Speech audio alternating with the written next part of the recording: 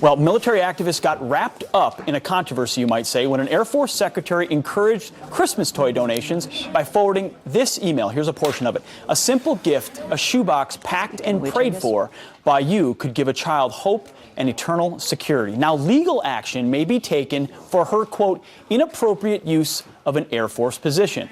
Joining us now is Executive Director from the Chaplain Alliance for Religious Liberty, Ron Cruz. Ron, thank you very much for joining us this morning.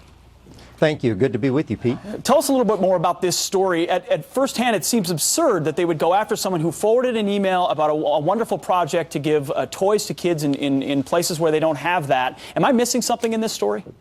You are not missing something. Unfortunately, the Air Force has once again catered to the whims of someone who seems to be perpetually offended. Mikey Weinstein and his organization, the so-called Military Religious Freedom Foundation, they appear to be offended at anything remotely religious. They were offended just a few weeks ago about a sign on a Marine base that simply said, "God bless our military and their families." They wanted that sign taken down.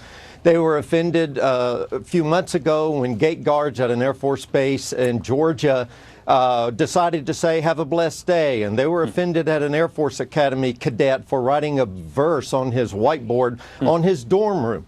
And now they're offended because this secretary sent out an email about a volunteer opportunity. That was the title of her email, a volunteer opportunity to help orphans in the poorest of the poor around the world. So, I think the Air Force has got better things to do than to cater to someone who seems to be just perpetually offended. Well, so what you're saying as a freedom founder, freedom from religion, not freedom of religion, is effectively what they're talking about. Is this case going to, do you think the Air Force will be forced to act? Do you believe, like this secretary, is she going to get punishment for simply forwarding an email, or is this a lot of hot air from this organization? Well, I certainly hope she will not be punished. She did nothing wrong.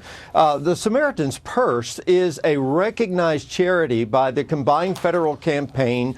Military people, including Air Force personnel, can ask finance to allow a portion of their pay to go to support Samaritan's Purse.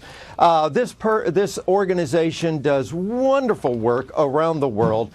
This secretary should not be punished for what she has done. She just simply provided information, no coercion. She provided information about a volunteer opportunity. Ron, very briefly, as a member of the service myself, chaplains play an indispensable role, but I feel like we're hearing more and more of these stories of faith being threatened in the military. Is this part of a larger trend, and how far is it going? Very briefly.